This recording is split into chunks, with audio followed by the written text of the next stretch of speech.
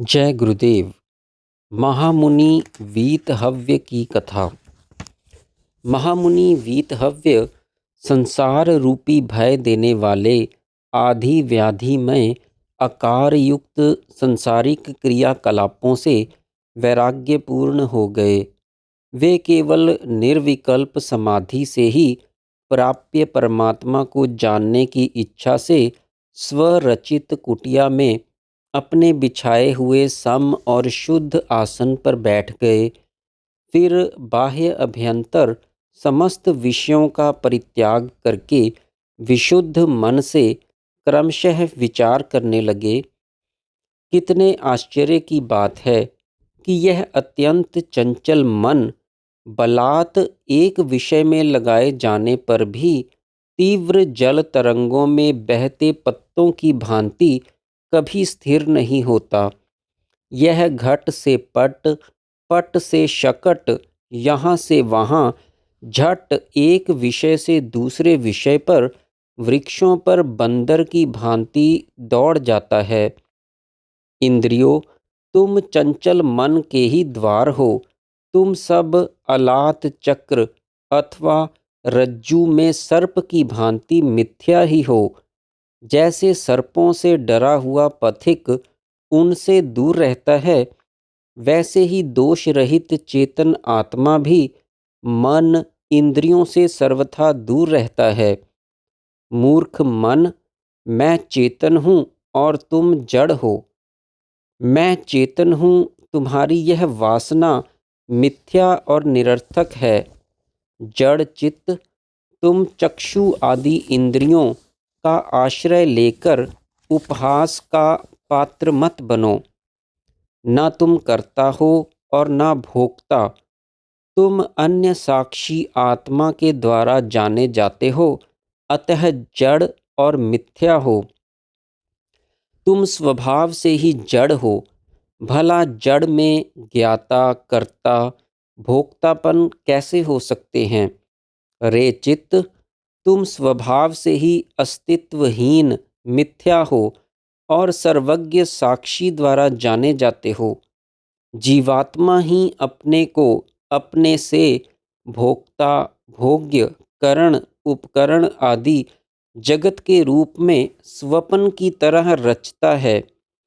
तुम जैसे मूर्खों की दृष्टि से ही इस जगत में व्यर्थ चंचलता उत्पन्न होती है। जैसे राजा की पत्नी को देखकर मूर्ख पुरुष को मदमयी चंचलता उत्पन्न होती है। अज्ञानी चित्त, वह परम पद सर्वत्र व्यापक है। सभी पदार्थों में स्थित महान प्रकाश स्वरूप सच्चिदानंद अद्वितीय परमात्मा ने ही समस्त ब्रह्मांड को परिपूर्ण कर रखा है। वही स्वयं अपने आप में इस रूप में स्थित है। उसके मिल जाने पर सभी कुछ मिल जाता है और कुछ भी मिलना शेष नहीं रहता। उस समय ना तो तुम और ना यह देह ही पृथक स्थित रहता है। रे चित्त, तुम देखो कि तुम्हारे कायम रहते ही अज्ञानी मूर्खों के राग द्वेष, परस्पर के अहंकार से परस्पर के वध, पराजय, उत्पीड़न, चिंताएं आदि वृष्टि धाराओं के समान गिर रही हैं। लोभ रूपी पक्षी किलोल करता हुआ अपनी ठोर अर्थात मजबूत चोंच से इस जीर्ण शरीर रूपी वृक्ष के शम, दम, वैराग्य आदि सद्गुण रूपी फलों, पुष्पों को कुतर रहा है। अपवित्र दुष्ट काम रूपी मुर्गा हृदय के राग द्वेष आदि कूड़े के ढेर को इधर उधर बिखेर रहा है। रे चित्त, तुम्हारा स्वरूप अविचार से ही कायम है। विवेक विचार करने पर तुम कायम ही नहीं रहते। तब केवल एक समस्वरूप परमात्मा ही रह जाता है।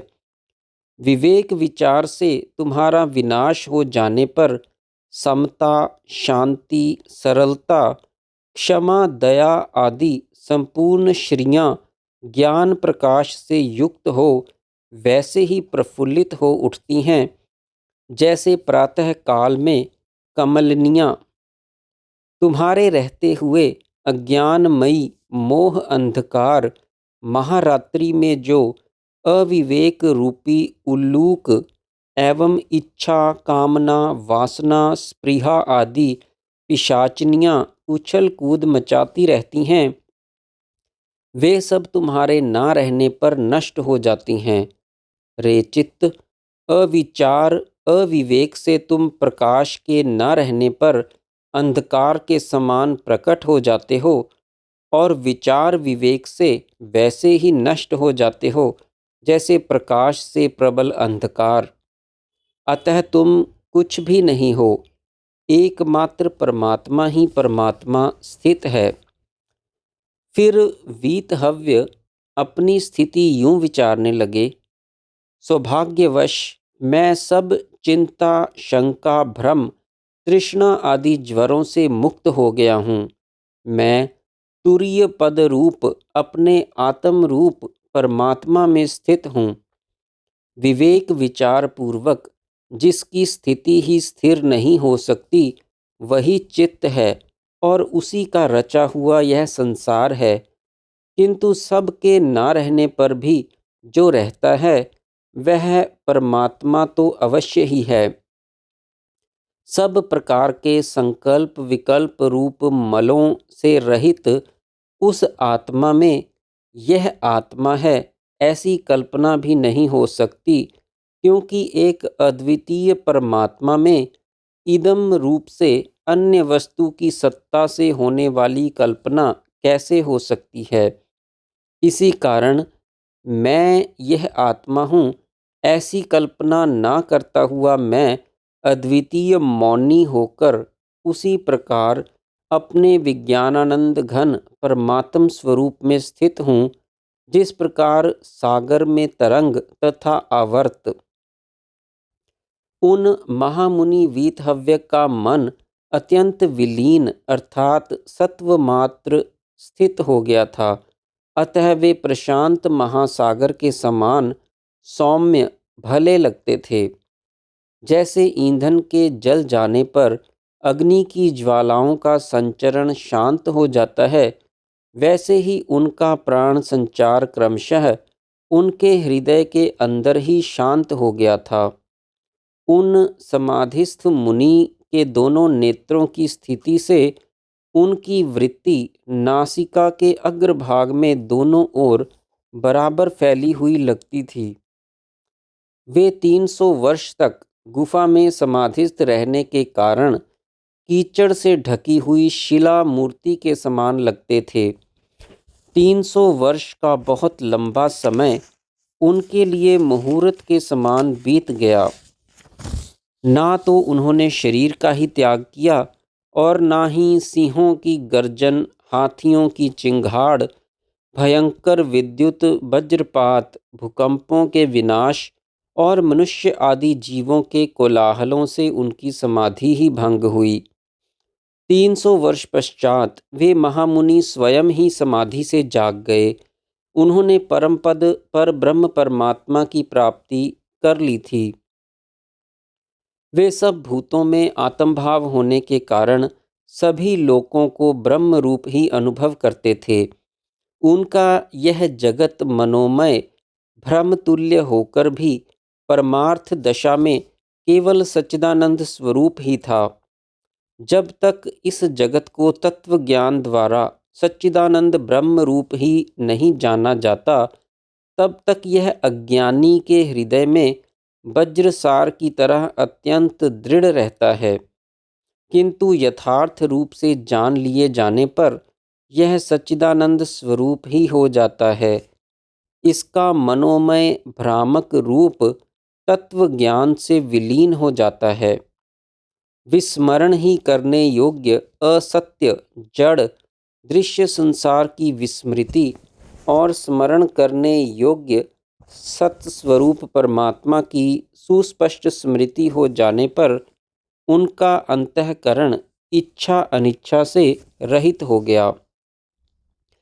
तत्पश्चात उन्होंने मन ही मन विचार किया कि दुखों द्वारा संतप्त किए जाने पर ही मैंने सचेत होकर आत्मा का अनुभव किया। दुखों ने ही सचेत करके मुझे मोक्ष मार्ग की ओर प्रेरित किया है, अतः मैं उन्हें प्रणाम करता हूँ। स्वार्थवश मैं आज सैकड़ों जन्मों के साथी इस शरीर को त्याग रहा हूँ। इस कृतज्ञता के लिए मुझे खेद है। मात्र रूप तृष्णे संयोग के कारण ही आज तुमसे मेरा वियोग हो रहा है। सुकृत पुण्य देव, आपने ही मुझे नरकों से स्वर्ग में भेजा था और फिर मोक्ष मार्ग में प्रेरित किया। आपको मेरा प्रणाम।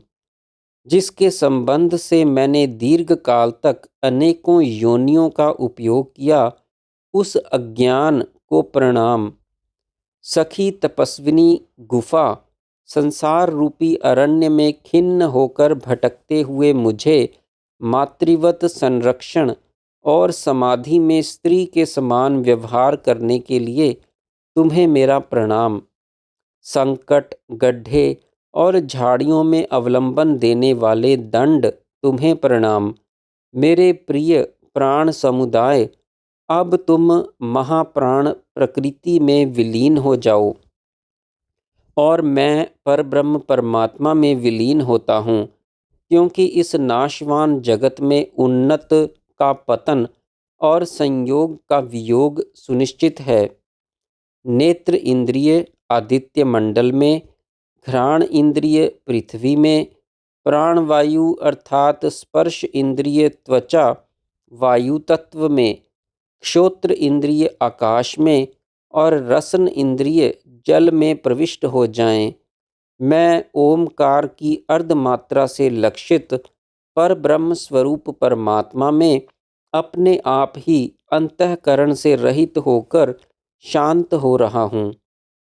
इस प्रकार धीरे धीरे प्रणव ओम का उच्चारण करते हुए ब्रह्म के स्वरूप में संसार के अध्यारोप का क्रमशः बाध करके वे मुनि नेति नेति श्रुतियों से प्रतिपादित मन वाणी के अगोचर अद्वैत तत्व को प्राप्त हो गए, जो प्रणव की अंतिम अर्धमात्रा से लक्षित तुरीय रूप है, जो तत्व अद्वितीय होने के कारण एक तथा निर्गुण और अपनी माया के कारण अनेक तथा सगुण भी है।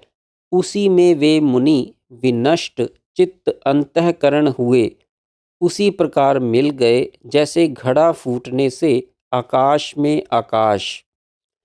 जिस तत्व का वर्णन किया गया है, किया जा रहा है और किया जाएगा, उसे ज्ञान से ही प्राप्त किया जा सकता है। ज्ञान से ही अज्ञान का विनाश होकर परम सिद्धि रूप परमात्मा की प्राप्ति और समस्त दुखों का अभाव होता है।